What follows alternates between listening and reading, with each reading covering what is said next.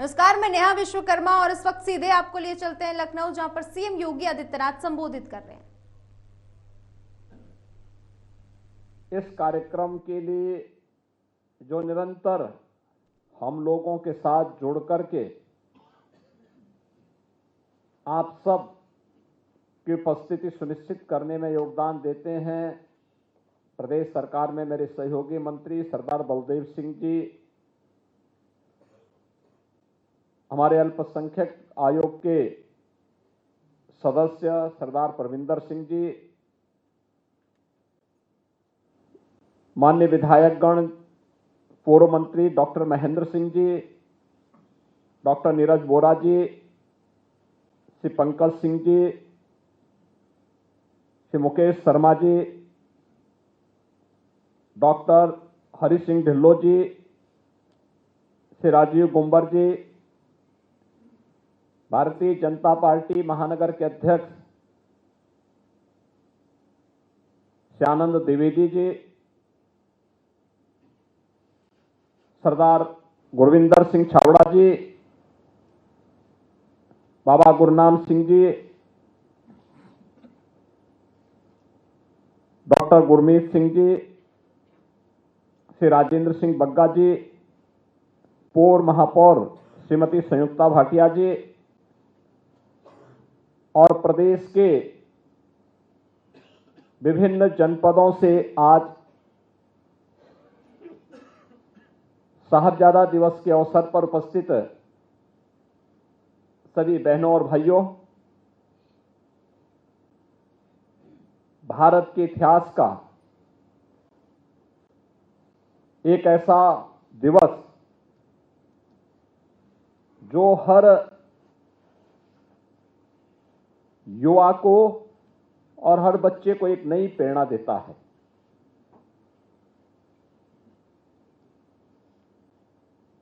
गुरु गोविंद सिंह जी महाराज के 4 साहबजादों ने देश और धर्म की रक्षा करने के लिए जो महान बलिदान दिया, उस महान बलिदान के प्रति कृतज्ञता ज्ञापित करने का दिवस है। साहबजादाओं के प्रति सम्मान का भाव व्यक्त करने का दिवस है, वीर बाल दिवस।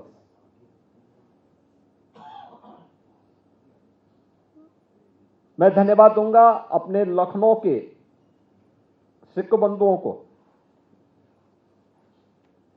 जिन्होंने 2020 से इस बात के लिए लगातार प्रयास किया कि भारत के इतिहास के उन स्वर्णाक्षरों में लिखे जाने वाले वीर साहबजादों के बलिदान को क्यों विस्मृत कर दिया गया, और उन्हें सम्मान देने के लिए जिस दिवस को बाल दिवस के रूप में, वीर बाल दिवस के रूप में सम्मान दिया जाना चाहिए,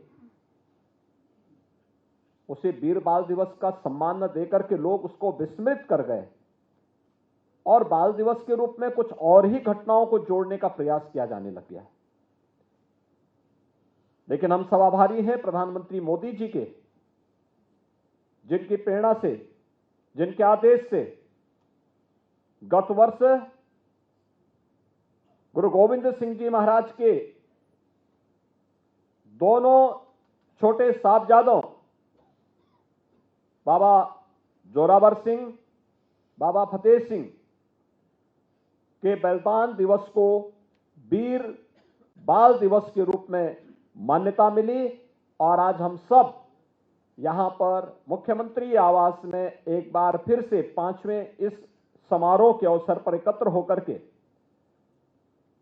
इस महान गुरु परंपरा के प्रति अपनी श्रद्धा को व्यक्त करने के लिए, कृतज्ञता को व्यक्त करने के लिए यहां पर एकत्र हुए हैं।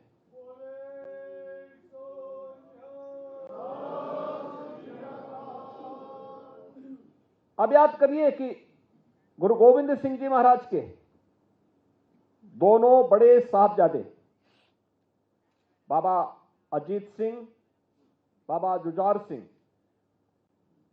चमकौर के युद्ध में बलिदान हुए। हम सब के लिए प्रश्न वही है, क्या सिख गुरुओं का बलिदान क्या व्यक्तिगत के लिए था, परिवार के लिए था? नहीं, इस देश के लिए था, इस धर्म के लिए था। गुरु नानक देव जी से जो परंपरा प्रारंभ हुई, वे एक संत थे, भक्ति में रमे हुए थे, अद्भुत सिद्धि थी, भक्ति का जागरण करते थे। लेकिन भक्ति में भी शक्ति होती है, निर्भीकता उनका गुण था, और बाबर को भी चुनौती देने का कार्य उन्होंने उस कालखंड में किया था।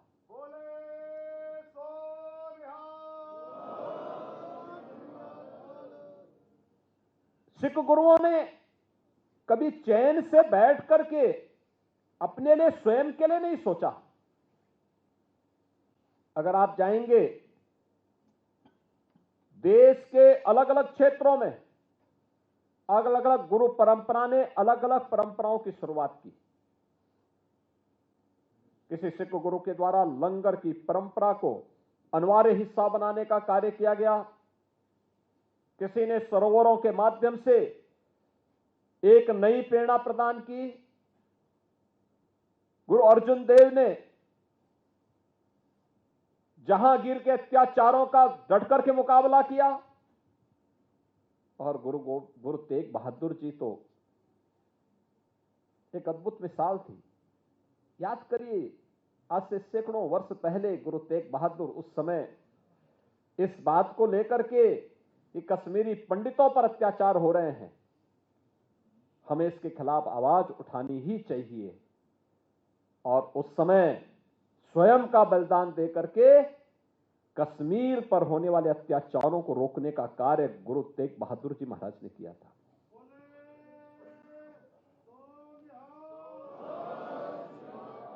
क्या हमें दुनिया के अंदर ये अद्भुत इतिहास देखने को मिलेगा कि गुरु गोविंद सिंह जी महाराज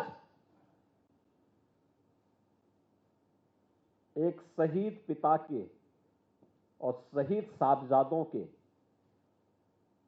पिता, यानी शहीद पिता के पुत्र हैं, लेकिन चार चार शहीद साहबजादों के पिता भी हैं।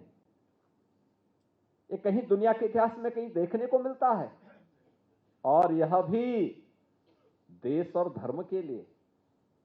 खालसा पंथ की स्थापना करते समय भी गुरु गोविंद सिंह जी महाराज ने ही बात कही थी, सकल जगत में खालसा पंथ गाजे, जगे धर्म हिंदू सकल भंड भाजे। भाइयों बहनों, ये हम सब के लिए एक नई प्रेरणा है, एक नया आदेश है, एक नया संदेश है। सब कुछ गुरु ग्रंथ साहब में ही समाहित करते हुए उस दिव्य ज्योति ने हम सब के लिए एक नई प्रेरणा दी।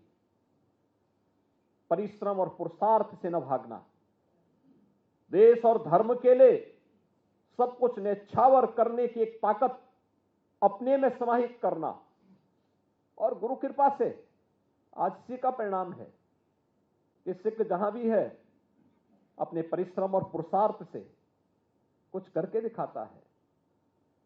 ये जो कार्यक्रम है, यह गुरु परंपरा के प्रति कृतज्ञता ज्ञापित करने का एक हम सबको एक अवसर होता है कि जिस गुरु परंपरा ने उस कालखंड में,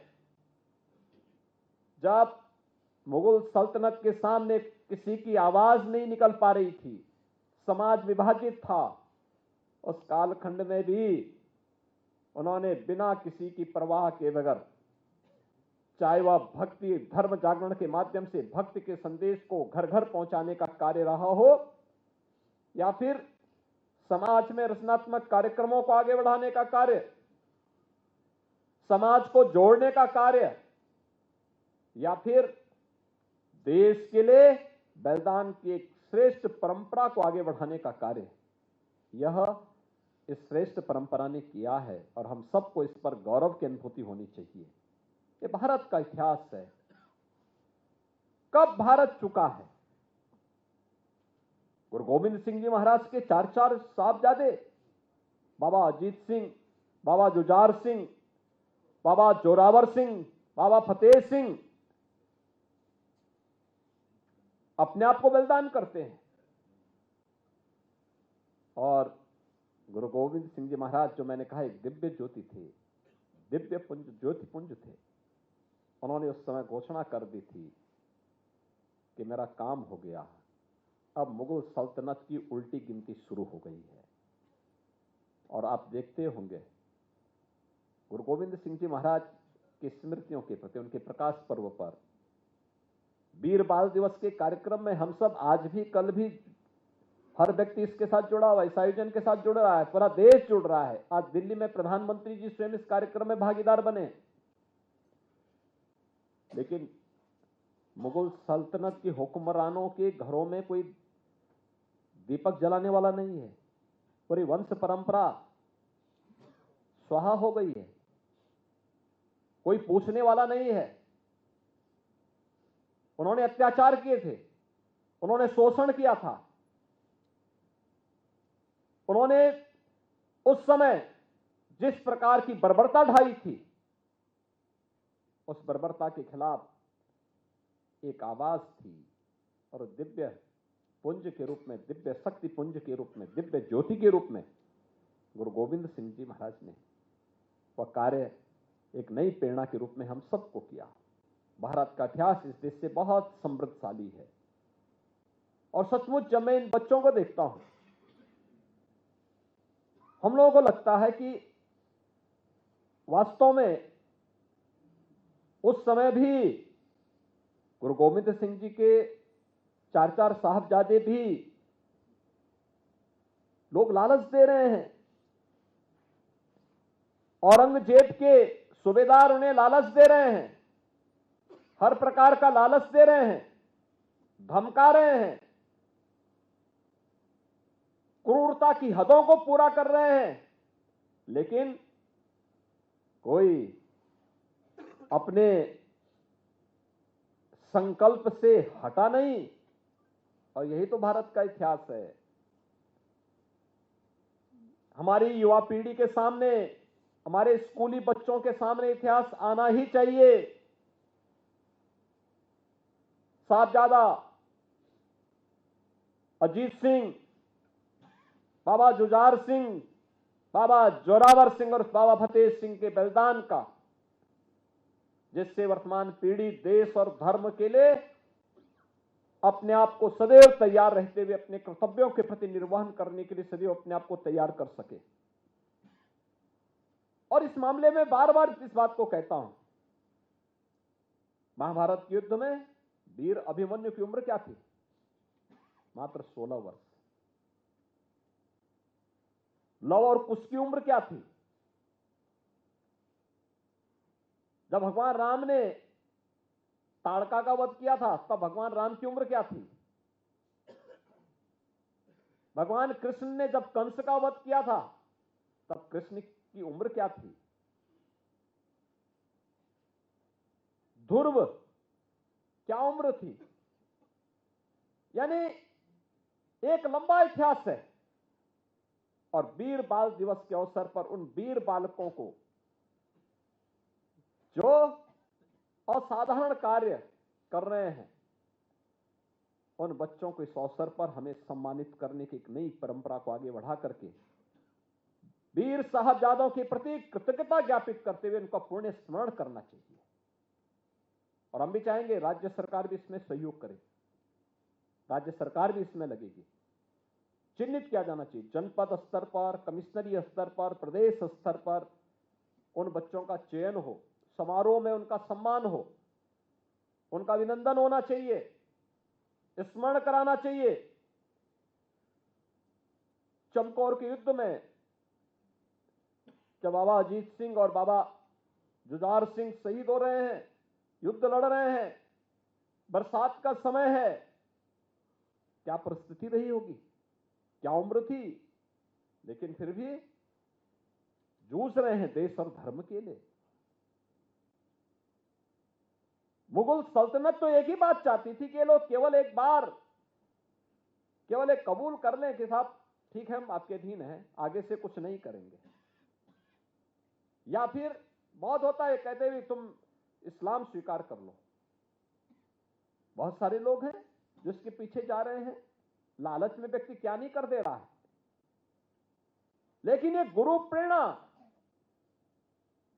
और उस संकल्प के साथ डटे रहना, यही महानता दिलाती है, महानता यही प्रदान करती है। आज हम सब यहां पर हैं।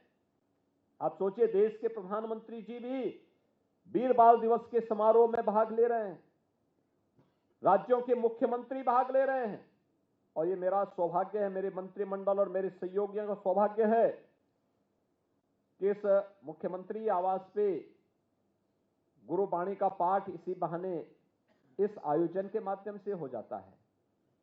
यह हमारा सौभाग्य है कि इस अवसर पर आप सबसे सामूहिक रूप से एक साथ मुलाकात हो जाती है। प्रदेश भर से आए हुए हमारे सिख बंधुओं के साथ इस कार्यक्रम के माध्यम से एक संवाद हो जाता है और उस कार्यक्रम को आगे बढ़ाने का एक अवसर हम सबको प्राप्त होता है। बहनों और भाइयों, हम सबको अपने इस इतिहास पर गौरव की अनुभूति करनी चाहिए। अपनी इस गौरवशाली परंपरा को और उन्नत करने के लिए निरंतर प्रयास करते रहने चाहिए। और मैं बार बार इस बात को कहता हूं, उन स्थलों को चिन्हित करना चाहिए जो गुरु नानक देव जी से संबंधित हैं। उसके लिए समाज के स्तर पर और सरकार के स्तर पर क्या कार्य होने हैं, हमारा कार्य प्रारंभ होना है। गुरु अर्जन देव जी से जुड़े हुए कोई स्थल है, गुरु तेग बहादुर जी से जुड़ा हुआ कोई स्थल है, गुरु गोविंद सिंह जी से जुड़े हुए जो स्थल हैं, इनके बारे में और फिर अन्य ऐसे महापुरुषों के बारे में देश के अंदर कभी ऐसा नहीं हुआ। महाराजा रणजीत सिंह जब शासक बने तो उन्होंने कोई भेदभाव नहीं किया। याद करिए, अगर उन्होंने स्वर्ण मंदिर पे सोना चढ़ाया तो काशी विश्वनाथ मंदिर पे भी सोना चढ़ाया।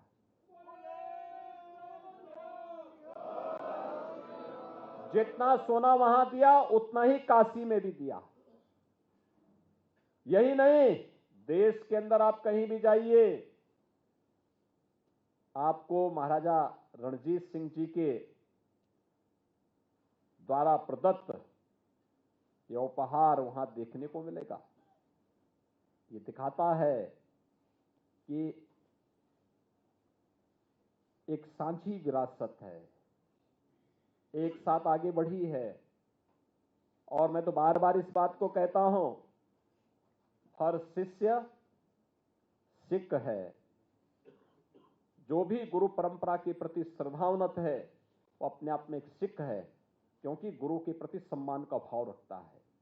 और हमें इस परंपरा को और मजबूत करना है, जितना कुछ हो सकता है। गौरवशाली परंपरा, आने वाली पीढ़ी सीखे पौरुष और पुरुषार्थ क्या होता है, परिश्रम कैसे किया जाता है, हमें उससे नहीं हटना है, क्योंकि हमारी पहचान है। विपरीत परिस्थितियों में कैसे कार्य करना है, यह हमारी पहचान बननी चाहिए। और उस पहचान को विपरीत परिस्थितियों में जूझते हुए आज तो अच्छी दिशा में आप आए हैं, बहुत अच्छी दिशा में आगे बढ़ चुके हैं। हमें कभी भी अपने मार्ग से विचलित नहीं होना है। गुरु परंपरा के प्रति हमेशा कृतज्ञता ज्ञापित करना, यह हर भारतवासी का दायित्व होना चाहिए, हर हिंदुस्तानी का दायित्व होना चाहिए। और यही हमें आगे बढ़ने के लिए एक संबल भी हम सबका होगा। मैं आज के इस अवसर पर आप सबको इस बात के लिए आश्वस्त करता हूं कि गुरु परंपरा के लिए और इस गौरवशाली परंपरा को आगे बढ़ाने के लिए राज्य सरकार और ये डबल इंजन की सरकार सदैव आप सबके साथ में है। मैं एक बार फिर से आज वीर साहबजादा दिवस के अवसर पर, जिसे हम वीर बाल दिवस के रूप में आज यहां पर आयोजित कर रहे हैं, इस अवसर पर प्रदेश भर से आए हुए आप सभी प्रतिनिधियों का मैं हृदय से मुख्यमंत्री आवास पर आयोजित कार्यक्रम में अपने सभी सहयोगियों की ओर से आपका अभिनंदन करता हूं, आपका स्वागत करता हूं और विश्वास व्यक्त करता हूं कि इन चार साहबजादों की का बलिदान हम सब के लिए, पूरे प्रदेशवासियों के लिए, देशवासियों के लिए एक नई प्रेरणा होगी, हम सबको आगे बढ़ने के लिए एक नई ताकत मिलेगी। आप सबको, प्रदेशवासियों को इस दिवस की अपनी शुभकामनाएं देता हूं। हम इन वीर साहबजादों के बलिदान से प्रेरणा लेकर के सिख धर्म के प्रति और इस गुरु परंपरा के प्रति कृतज्ञता ज्ञापित करने के अपने पूर्वजों की इस परंपरा का अनुसरण कर सकेंगे, इस विश्वास के साथ आप सबके प्रति मेरी शुभकामनाएं। बोले सो निहाल, बोले सो निहाल।